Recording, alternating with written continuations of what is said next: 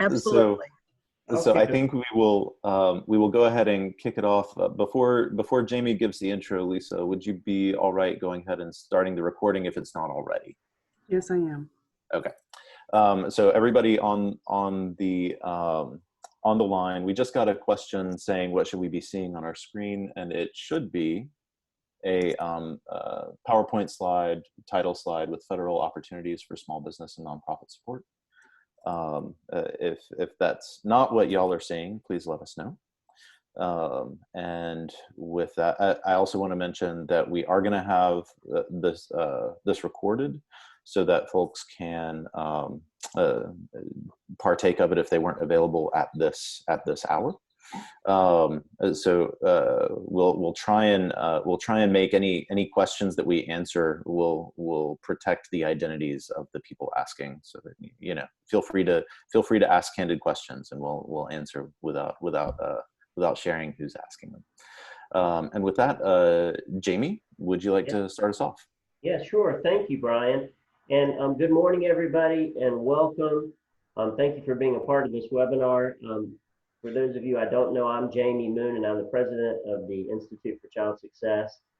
And I just wanted to start off and say that I hope everybody is staying safe and healthy, given all the challenges that we face. This is a very uncertain time, but I have been thrilled to see so many folks rallying together to do what they can to make certain that we all make it through this and come out on the other side even more viable and strong. Secondly, I'd like to thank our co-facilitators today, the Mary Black Foundation, that's led by Molly Talbot Metz, and also the United Way of the Piedmont, led by Paige Stevenson. And I want to thank today's expert panelist, Tammy McNew, who's a partner with Fox Rothschild LLP, and Brian Burrows, who's my colleague at the Institute for Child Success. He's our vice president and general counsel. So before we jump into the program, I'm going to turn it over to Paige Stevenson, CEO of the United Way of the Piedmont. She has a few brief remarks. Great, thanks, Jamie, and good morning. Thank you very much for joining us. This has all come together because of community calls that we had in Spartanburg and in Cherokee, specifically, where as we were talking about how we were responding in a coordinated way with coronavirus, but then that morphed into, hey, we need some help as it relates to the CARES Act, and what does it mean, and what should we be doing, and what's relevant for us, and can you pull together some people? And so as we began to seek out, ICS just appeared and was ready to go. And so, you know, I love it when a plan comes together, because people are thinking, we've got information that we want to share, and then to be able to be matched up with those of us who are wanting to make sure that good information gets shared. And so as we walk through this morning, please make sure that you ask those questions, because this is something that we're wanting to be a resource for you, so that you can walk away and make sure that you're able to pull down all the resources possible. Thank you, Paige. And I will now turn it over to Brian and to Tammy. And I also want to make a quick note that Tammy is a partner with Fox Rothschild LLP, but to me, and more importantly to ICS, she is a member of the board of directors of ICS and has been the board chair. I think she's actually the only person who's held every board executive position. So that's what I'm told. That's why I'm secretary now, because and everything else. But thank you very much, and I'll turn it over to you guys. And Tammy, I think I'm turning it over to you to kick us off with an overview. Yes. Good morning, everyone. First of all, I have to say, as you know, or you should know, this is not legal advice. This is, and Brian is a lawyer too, so he would say this thing. This is not I would. this is our considered opinion based on federal law, the SBA official advice, and our training. So I claim no expertise in this, and the individual situation with any attendee has to be considered on a case-by-case basis, because in my 40 plus years of practicing, every client is different. So your situation, your particular situation will be different.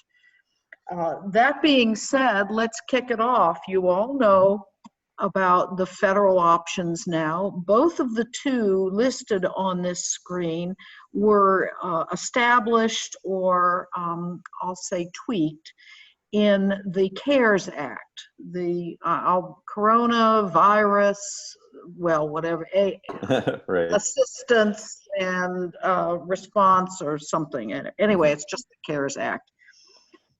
The CARES Act established, the slide refers to 3 rounds. The third round is really the FFRA, the Families First Coronavirus Response Act. And that established for individuals expanded unemployment, sick pay, and family medical leave benefits, which led many organizations, nonprofits included, into a tough decision-making process. As we feared the bottom dropping out, do I retain employees and face the requirement to afford them expanded medical leave and sick pay options, or do I cut off that payment or that expense stream and cut expenses in anticipation, sort of a belt tightening process. Just anecdotally, in my experience, it seems that most charitable organizations, unsurprisingly, have elected to retain or try to retain the employees, and that would be very consistent with charitable purposes. It's operating from the heart, and then hoping and taking all avenues to obtain financial support. Both the PPP program and the EIDL program can be looked at as liquidity support for organizations, because that's what they are intended to be. They are intended to support a business, to allow a business to survive, and to provide for employees coming back after these extraordinary events. But as you'll see, things are still moving. We are working through a loan program and 2 loan programs that are about as solid as melting Jell-O. So,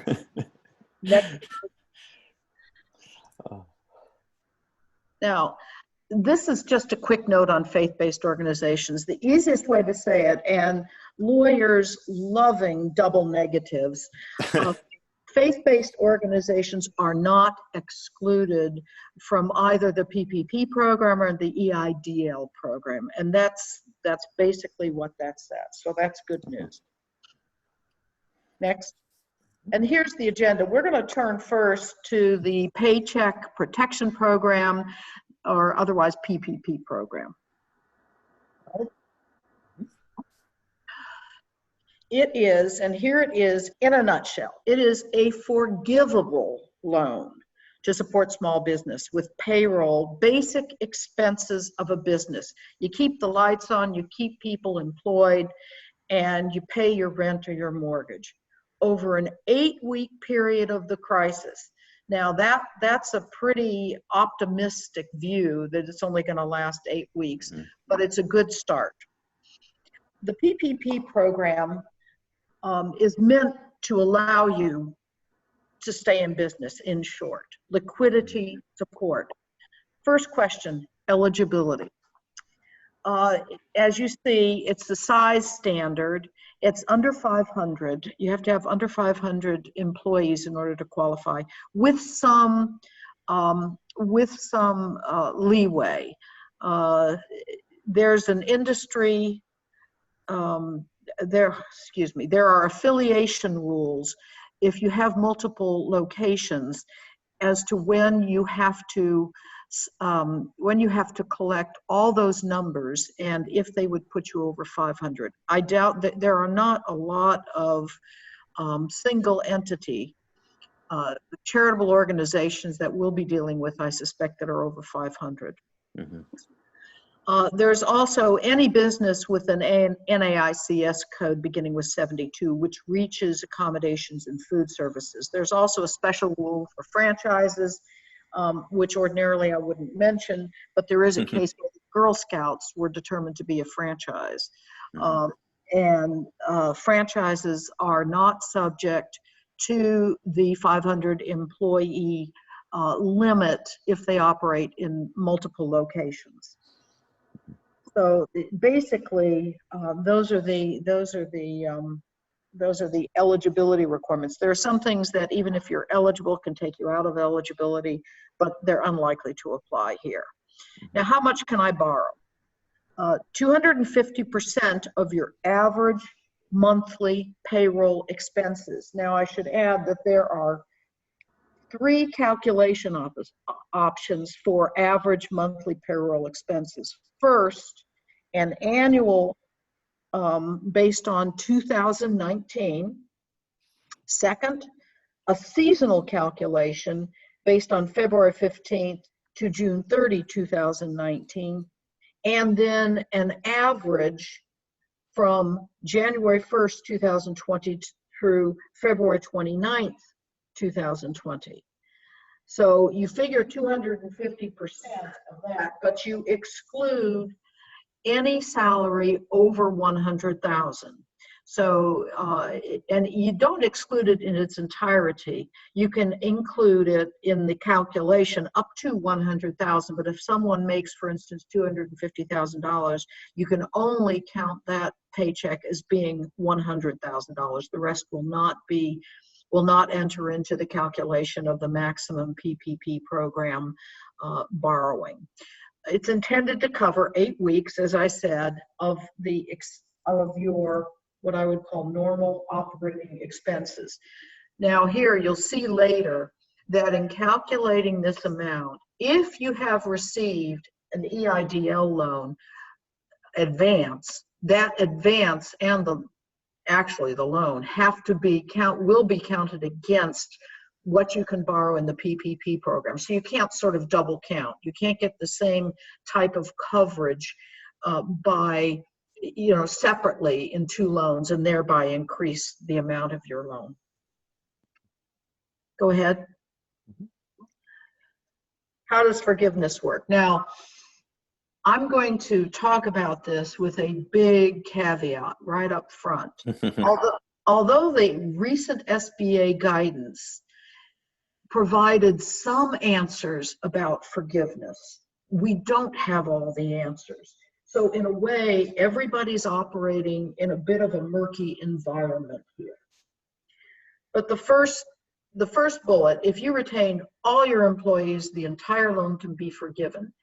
Yes, but 75% of the loan amount must be used for payroll in order to achieve forgiveness at all. That was not in the original act. Mm-hmm. The original act said if you retain your employees, the loan will be forgiven, and oh, by the way, loan forgiveness will decrease as the number of your employees decreases. That was sort of the outline of the act. The SBA, though, chose this absolute 75% amount must be used on payroll. And in fact, if 75% is not used on payroll, there is no forgiveness. The remaining 25% of the loan can be used on a combination of rent, mortgage interest payments, utilities, payroll, and any interest payment for debt arising prior to February 2020. In other words, it has to be pre-existing. You can't incur debt after the subject date and expect it to be covered from use of the PPP loan. Again, think of it, a good way to think of this is that, remember, it is to keep the business as it was before this coronavirus hit. Not to allow expansion, not to allow big changes, but let's keep us afloat. The forgiven amount must cover expenses during March through June. Now, how does forgiveness work? It becomes available at the end of the period. You're not responsible for the interest. The CARES Act allowed for, this is sort of interesting, the CARES Act allowed for an interest rate of up to 4%. It allowed for a deferral of up to 1 year, and it allowed for a 10-year term loan. That would have been very generous in terms of payback. But the administration and the Small Business Administration decided that 1% interest would be appropriate, and that's very favorable to borrowers. But the loan could only be for a 2-year term, so it has to be paid back after 2 years if there is any that is not forgiven. And there is only a 6-month deferral on the payback of any non-forgiven amount. So that this sort of reflects to me that there's a big bet that the economy will come roaring back. I don't know, depending on if you're more or less pessimistic than I am, you can count on that. All right. But the loan is guaranteed. Yeah. And I want to highlight that a bit. I know a lot of folks are concerned about credit processes and whatnot as they enter this, but it was set up in such a way that the federal government did not want banks to have to apply the same sort of credit analysis to these loans, and that guarantee basically means that it's not a risk at all to the bank, and that's supposed to make it much easier to apply and faster. Yeah, although I have to add that from the point of view of a lender, the SBA advice it included some provisions that really seemed discouraging to lenders. Right. So, I don't know how that'll work. It's wonderful if you get a loan. And they're supposed to work. We hope they do. Yep. All right. Next slide. Okay, here's sort of the summary of the PPP program. Again, I want to note that many of the details of the PPP loans and forgiveness have yet to be written, so it's not clear. Also, you can only get one PPP loan. You can't go back later, at least under the Act as it presently exists. Who knows what CARES 2, which they're already working on, might say. But right now, under CARES 1, only one possible PPP loan. All right. And with that, I think I turn it over to Brian, who will talk about applying, and that's the important stuff. Go ahead, okay. Brian. So just to sort of set the stage for what we'll be walking through next, the Institute for Child Success has applied for one of these, and we have been essentially staying on top of it for our own purposes very closely, but also staying on top of it for the purposes of, the field of early care and education is populated largely by small businesses, and those businesses have employees who need paychecks in order for those businesses to stay viable and these very important services to be delivered. So we've been looking at it from both lenses, from the beginning of the legislative process through to today. And to Tammy's last point, to say that this is as stable as melting Jell-O is very, very well put. this program was supposed to go live, as some of you may know, on Friday of last week. And as late as Thursday evening, the Small Business Administration was still publishing guidance on how banks should administer it. And so what we saw on Friday morning, for the most part, was that the banks that would be administering this loan, they were still setting up their systems. And you can sort of predict that the smaller banks were struggling with that a little bit more. The larger banks had the infrastructure to set up at least a temporary portal where they could accept the information. But it was still very much in flux. And in fact, until this call began, ICS had not heard of anyone who had fully completed the process, except that for those of you who signed on early, Paige did mention that they were able to receive the deposit this morning.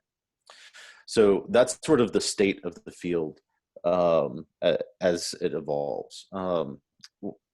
In terms of how you apply,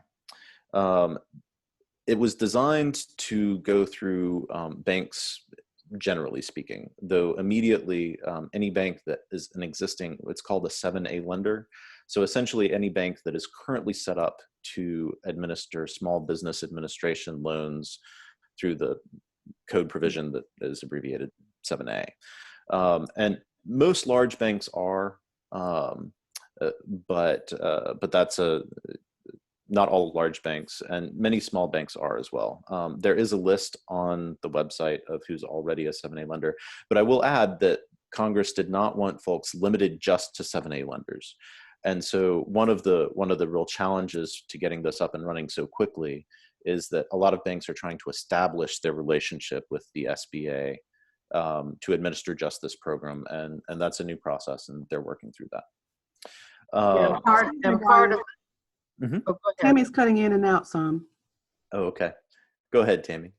Oh, I was going to say one of the challenges to a smaller bank is that although the Congress and the CARES Act wanted to extend lending authority to non-SBA 7A lenders, those lenders, the SBA has now said must comply with the Bank Secrecy Act and set up a process and a system for ensuring certain level of secrecy that is usually that sometimes smaller banks don't have. So it is quite a struggle for the smaller banks. Yeah.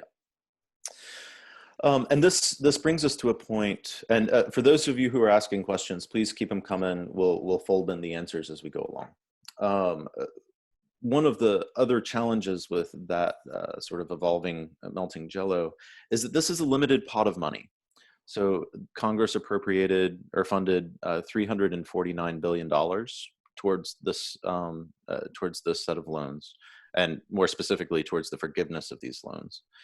And so one of the things that's been a real pressure is that we do not expect that pot to last very long. We expect more people to pursue these loans and seeking more money, and for this to dry up fairly quickly. One person has asked about sole proprietors. Can a one-person business apply? And the answer is yes. However, they were not eligible to apply until tomorrow. So they opened the door, so to speak, or they tried to open the door last Friday for regular businesses, corporations, LLCs, and the like.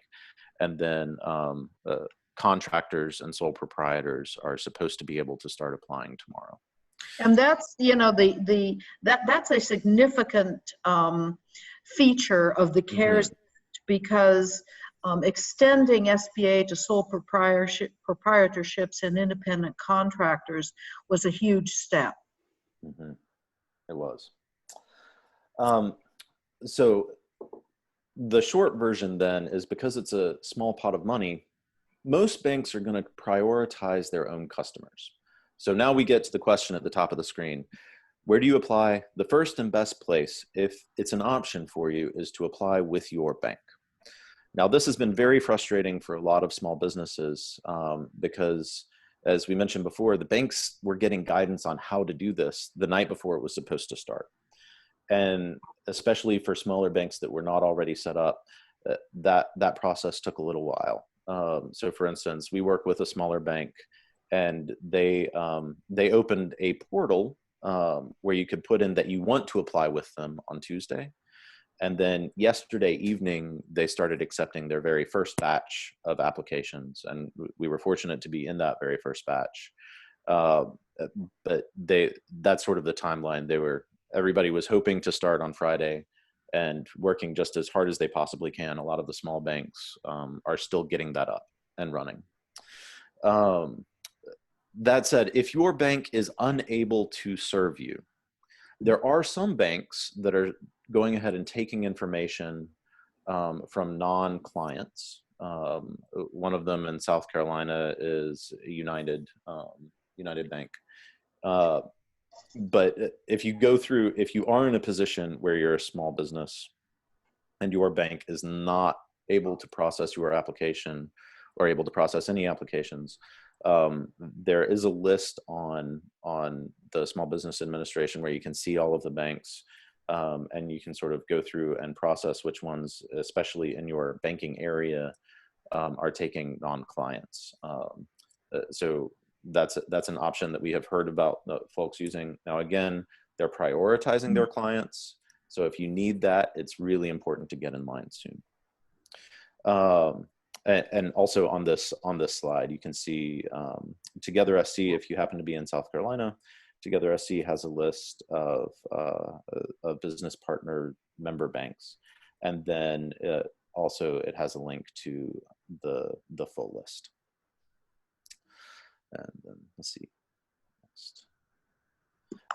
And the question about when to apply now, because this is such a small pot, please do, if you think that this might be useful to you, please go ahead and at least get in line with your bank.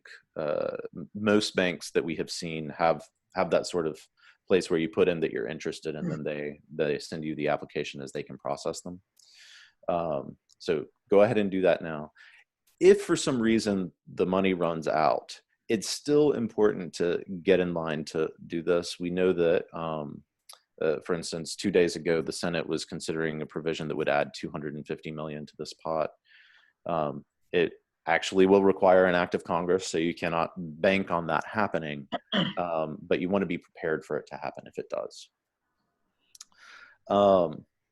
A question that we hear a lot is about that credit check. If you're the executive director or the president or the owner of a bank, or not a bank. If you're the owner of a bank, you're in a different financial position than most of the people on this call.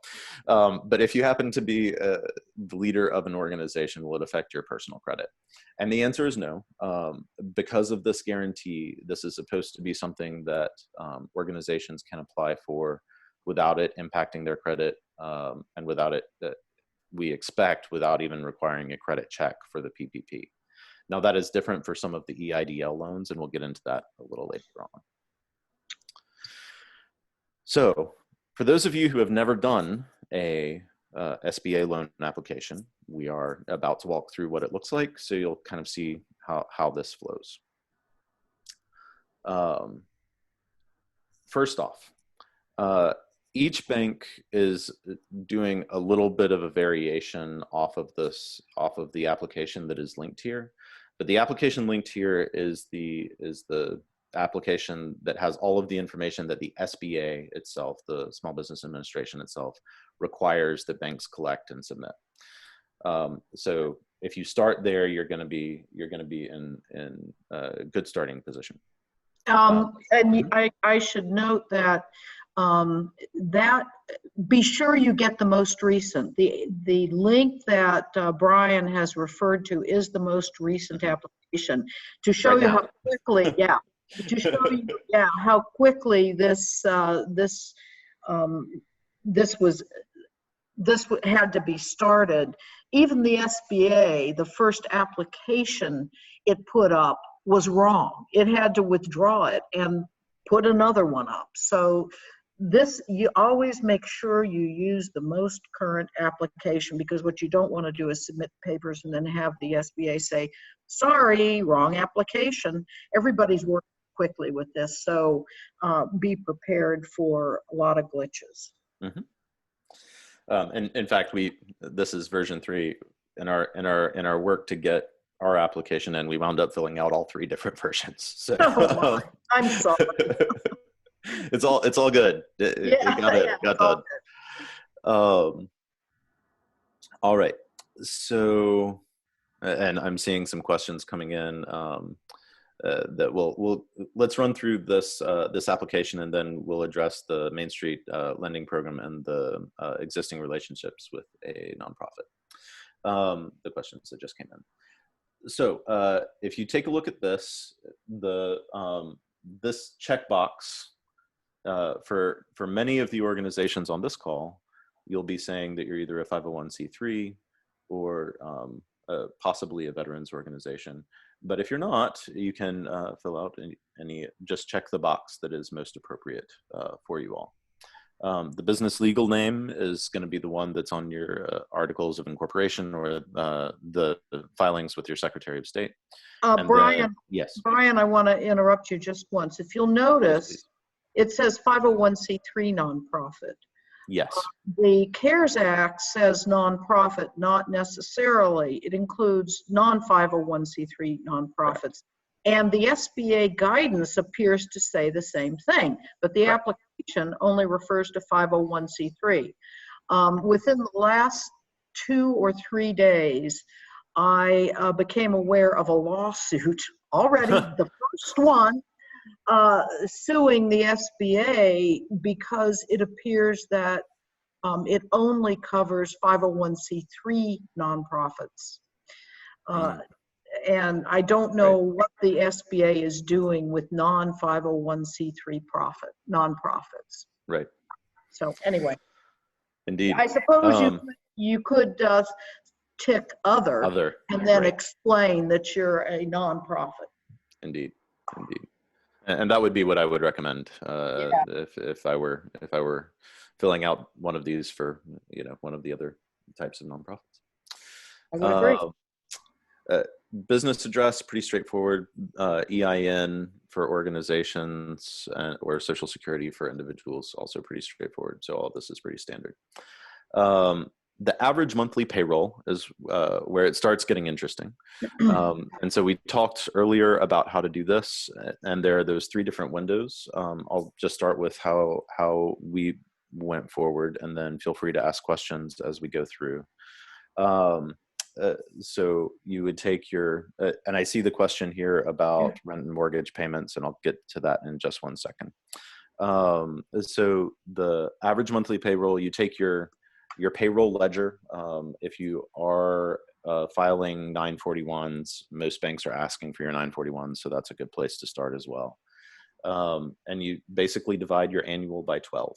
If for some reason you have a very seasonal process, you can also use that, like where you hire and where your workforce shifts based on the time of year. You can also use your February 15th through June 30th of last year. And if you happen to be an organization that is brand new, but did have its doors open in February 15th of this year, then you can use the first 2 calendar months of this year. So you take your average payroll, you subtract anything that is above 100,000 for an individual, but you do get to include group health care, and you get to include group retirement benefits that the organization pays. You average that by month and multiply it by 2.5. So do you want to note that that doesn't cover things that are, if you happen to have reimbursements on your payroll ledger, doesn't include reimbursements. It doesn't include sunshine funds and that sort of thing, but group healthcare, retirement, and payroll. It also includes, state and local taxes. Mm-hmm. So not federal taxes, but state and local taxes, you get to include that amount. Now, someone's asking about rent and mortgage payments. The loan amount that you're eligible for is calculated just on payroll. You can then use the loan towards payroll, rent, and the other categories that we discussed. But your calculated amount is on that payroll cost. So that's the only thing you have to have lots of documentation available for when you apply. when you get forgiven, you need to be able to document that you spent that full loan amount, on those blessed categories like payroll, rent, mortgage interest, and the like. And I see a question about certifying the uncertainty, and we'll get to that when we get to the certifications in just a moment. And then, so here you see the purpose of the loan. You need to check. We certainly checked all three of these, if only to provide the flexibility to use it for such. Now, we fully expect to spend all of ours on payroll, but we wanted to make sure that we had access to use it for all three of those things should we need to. Applicant ownership is a pretty straightforward question for organizations here that are for-profit businesses. So it's any owner with 20% more or more of the equity of the business. And you can attach a separate sheet if you need to. There we go. So this is the rest of that page, and this is where we get into the certifications. So you basically, the first group of questions here, these first 4 questions, if you need to answer yes to any of these, you are not eligible for this loan. So if you are presently suspended, debarred, if you've run afoul of a federal department or agency for not paying your debts, then you're not eligible. These are those instances of ineligibility that I very optimistically said probably don't apply. So. Indeed. I hope that these don't apply for anybody here, but if they do, then this is not an option for you. Yeah. And so I won't read them all out. You can find them all on that sheet, but those are sort of categorical. You have to meet these. And then this next question, or these next sets of questions are similar. If any of your owners are under indictment for certain things, then or in certain postures with criminal justice, then that can be a disqualifying factor. Brian, yes. Brian, we need to go back to the top, the conditions of non-eligibility. Questions 3 and 4 up there don't make you ineligible. Oh, thank you. Question 3 deals with the affiliations that you have with other organizations, and those unfortunately are among the rules that have not yet been explained. Yes, and indeed. Question 4 is to catch if you apply for an EIDL loan, to make sure you don't essentially double count that loan. Right. Go ahead. And thank you, Tammy. So when I mentioned that we've been through a few different forms, these used to be grouped differently. Yeah.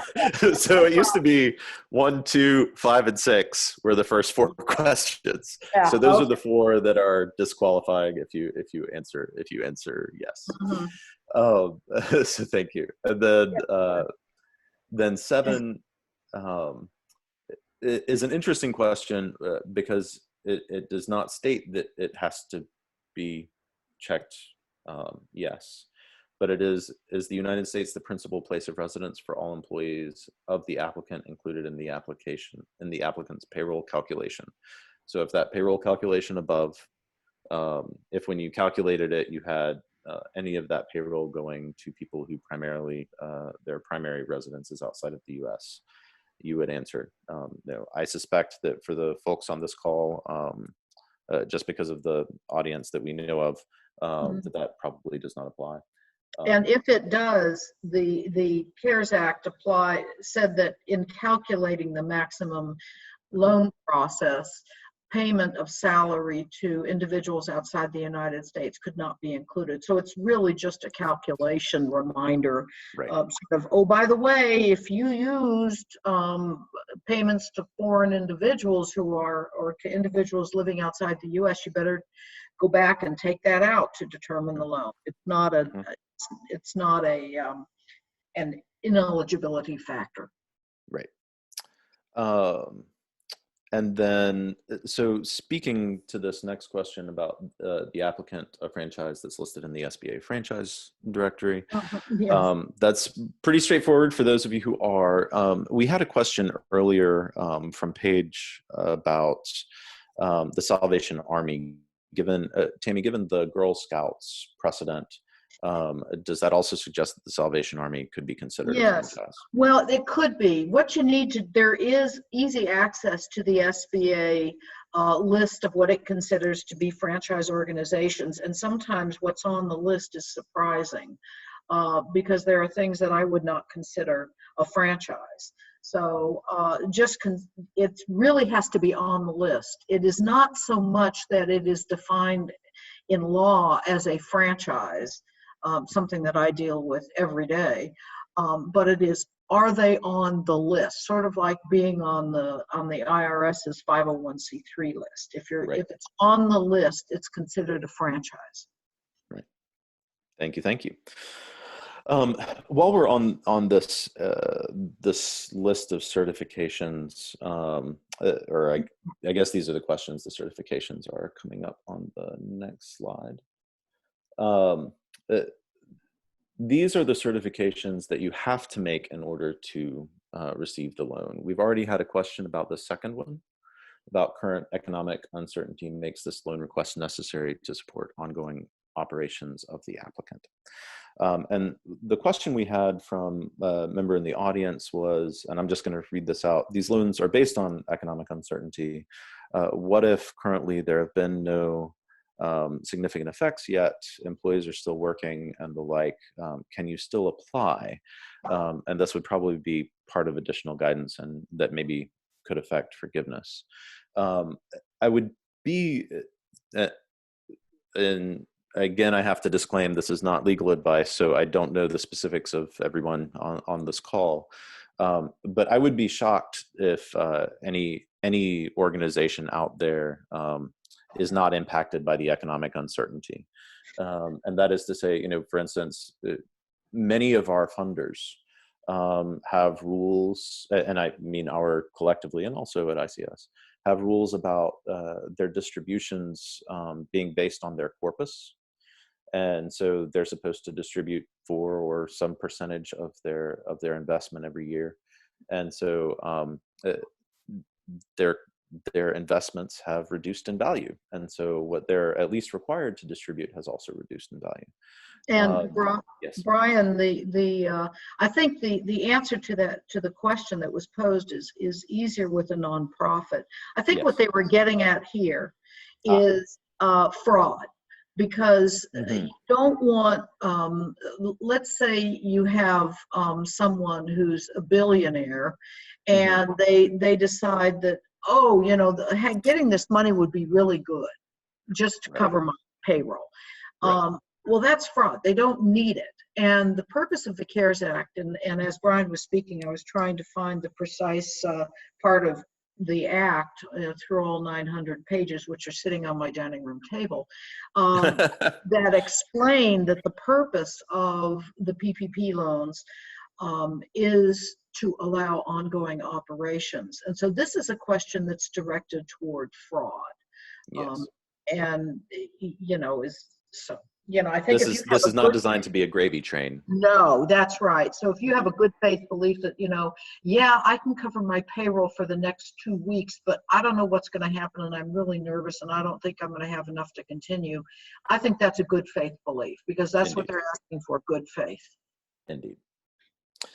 So a lot of these questions are sort of legal check marks. So for instance, the very first one, you were in operation on February 15th of 2020. That's just a categorical requirement. And that you have paid salaries and payroll taxes or independent contractors, which is also a categorical requirement. So I'm not going to read these all out at this point. But if there are any questions about any of them in particular, please let me know in the questions box. Do note, one of the things that has been of a significant concern for a lot of banks is that in in the first pass, they were going to be responsible for fraud of their Yes. customers. Some of these are now trying to shift some of that liability onto the applicants. So for instance, you have to certify that everything in the application is true and correct, and recognize that if you know that you're saying something incorrect on this application, that's a criminal offense and is punishable by some pretty hefty prison and financial penalties. And you're also acknowledging that you're allowing the bank or the lender to access information about and verify the documents that you're submitting. And in the SBA advice that was received just, the night before the banks had the process, Right.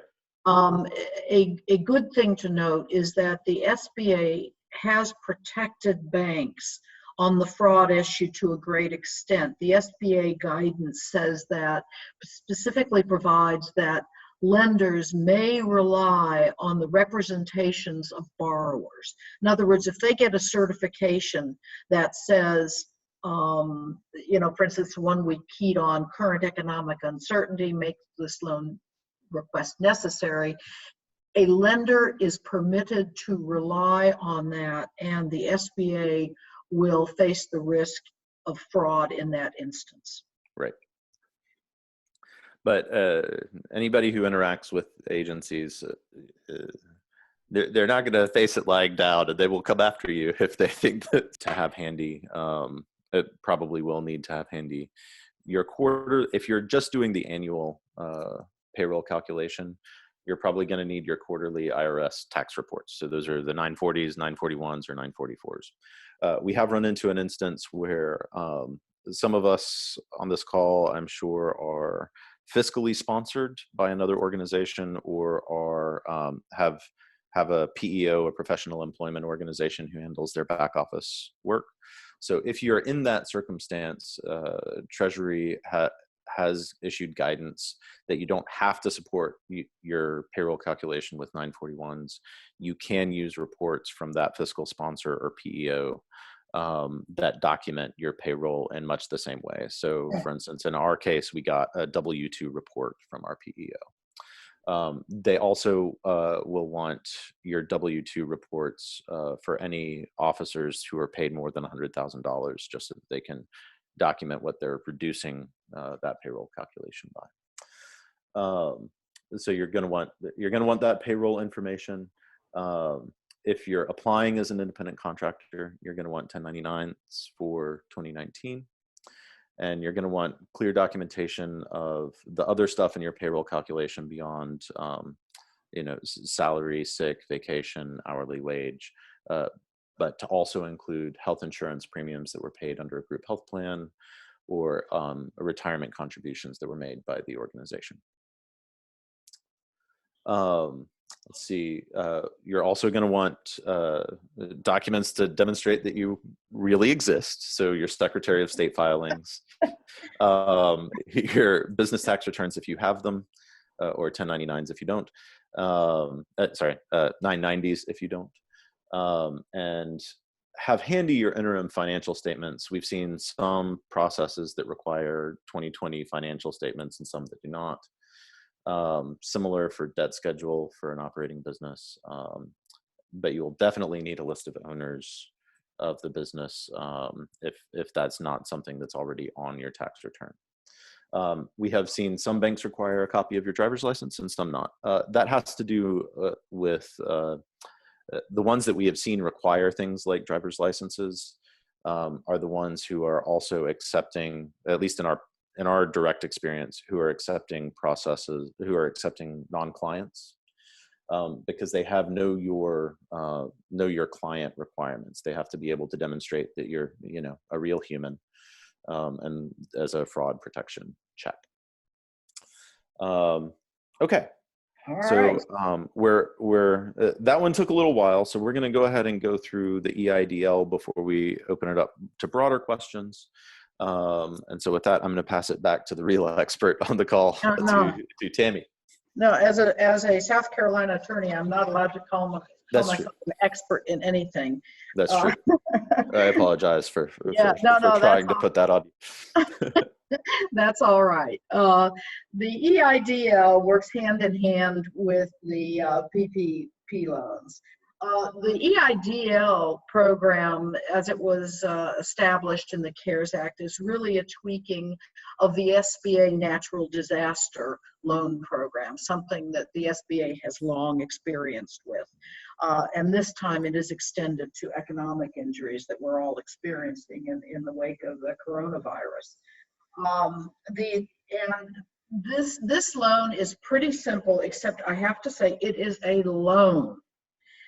There isn't a big forgiveness component of this. The thing that can be forgiven is if there's an advance that is almost immediate and does not need to be repaid even if you don't qualify for the loan.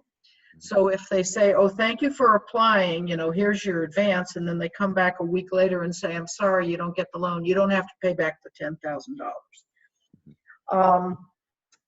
Other than that, you can get a loan for up to $2 million. Now, this is a loan that is dependent on credit worthiness. Brian said, and pointed out very appropriately, that for the PPP loans, the SBA is greatly relaxing any requirement for credit worthiness. In fact, as I recall, the only credit issue that will get you an answer that you can't get a PPP loan is if you have an already defaulted SBA loan. Right. But the EIDL loans will be subject to the usual credit worthiness standards of the SBA.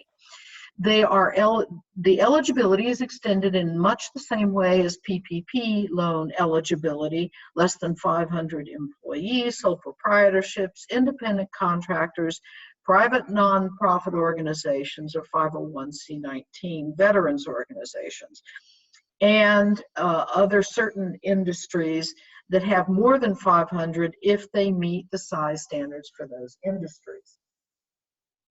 And it's a pretty simple loan with a long history of experience. So for these loans, because it works off of the natural disaster loans, the government and the SBA have far longer, and lenders and borrowers have far longer experience. So there's less to be decided later. Now, it might be that.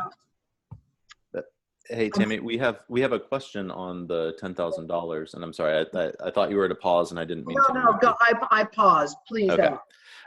So the question is, will the $10,000 be deducted from the PPP loan, or is it totally separate? And I believe the answer is deducted. Yes. It will be deducted from the PPP loan. Always. Yes. And as I understand it, you can, if you wind up getting one after you get a PPP, the $10,000 is then deducted from the forgivability of the PPP. Is that right? That's my understanding.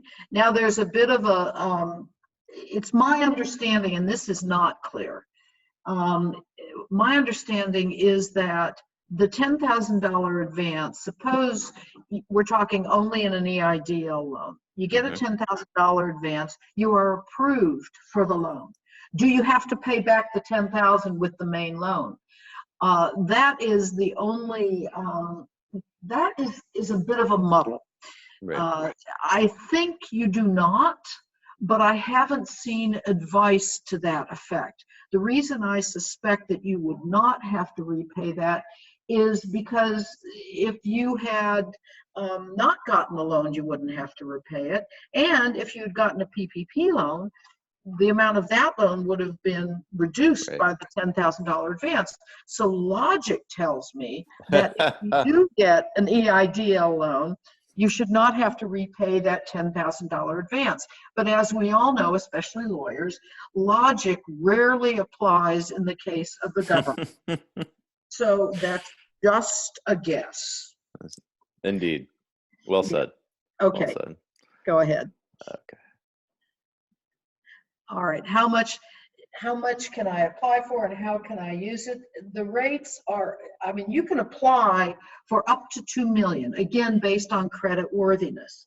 If you apply and you intend to cover the same sorts of expenses, though, the PPP loans will operate so that you can't double count, because you have to, as you saw on the application, it asks whether you have an EIDL loan.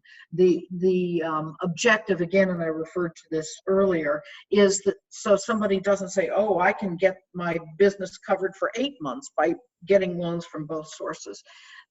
You have to kind of pick and choose carefully. Mm-hmm. The loan interest on an EIDL loan, as you see there, is greater. And the terms of an EIDL loan, we discussed earlier in connection with the PPP loans, that the SBA guidance has set terms of those loans. That is not the case in the EIDL loans. There is a maximum term of 30 years. Repayment can be deferred for up to 6 months. So again, it'll come out on an individual basis. Here's your loan, here are the terms. You're not guaranteed a maximum term of 30 years. And remember that, for instance, the CARES Act said PPP loans could be for up to 10 years. And in fact, the SBA said 2 years. And PPP loans under the CARES Act could be for an interest rate of up to 4%, and the SBA provided 1%. So the terms of EIDL loans are not set. And the last bullet point, or that cannot be used to cover the same costs as PPP, that was what I was explaining earlier, that they do work hand in glove, and the two are interdependent to ensure that in view of the limited amount of these funds, and I can't believe we're talking about 349 billion with a B as being As limited. Yeah, as limited. But at any rate, they want to ensure that the limited amount of these funds are distributed where they need to be used. All right.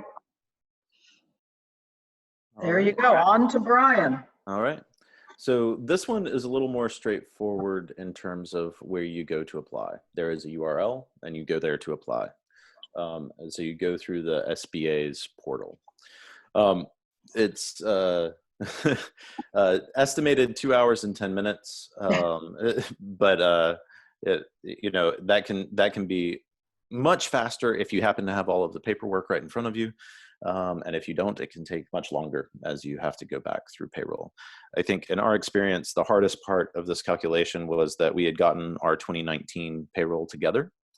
And it was all there and really crisp. And then we realized as we were going through that this is for the calculation of your annual payroll that you submit as documentation for this one is from February 1st, 2019 until January 30th, 2020. So you need to, you know, go back in and run new reports to get from February to the end of January for that 12-month period. I'm going to go through this a little bit quickly because we have, you know, just a couple of minutes on the time that we have scheduled. I think we'll probably try and stay on a little bit longer for any lingering Q&A, but I understand some folks have to hop off. I will go ahead and add, we're recording this and we'll post the recording afterwards so that anyone who does have to hop can catch the tail end that way. The information you'll need is very similar to what you'll need for the PPP, but you'll also need information about your expenses. So lost rents due to the disaster, if you have rental properties, your costs for nonprofits, your costs of operations for 12 months prior to the date of disaster. So your expenses essentially from February 1 of 19, February, not January. So from February of 2019 to the end of January 2020. For faith-based entities that are here, you'll need your operating expenses for all secular social services provided. So that's, you know, your non, well, all of your secular social services. And then also a list of what those services are. And then compensation, you'll need a list of any compensation from other sources that are received as a result of the disaster. So if you happen to get disaster grants and that sort of thing, that would need to be available. And also your checking account information if you want the advance. It's actually on the form that we're about to walk through. The very simple, straightforward form is where you put in your checking account information if you want that advance, and it's supposed to clear fairly quickly. Their target is 3 days. There are 4 sections to the application. First is sort of those legal disclosures, who you are, affirming that you're eligible. The second is business information, so your general info, your revenues, and your operating costs. And then your owner information and additional. So we're going to take a quick look here on the screen. We have page 1. I'm not going to read through all of this, but it's that basic organizational information about your business and address and that sort of thing. Then there's similar information for each of your owners or agents. So for nonprofits that don't have owners, in our case, we listed our president, who I'll note, Jamie Moon. We put in his birthplace of Moonville because this is a fictitious application, and this is not what we actually put in. Though he is actually from a place called Moonville in the upstate. And then, let's see, additional information includes, similar certifications and disclosures that we saw in the PPP. So for instance, this first one, have you been convicted of certain criminal offenses? Are you currently suspended or disbarred from contracting with the federal government, and that sort of thing. And then of course you have to assert that you're not a robot before you hit submit. So we just have, I know we are now at time, we're at 12:01, but we do have 2 questions remaining.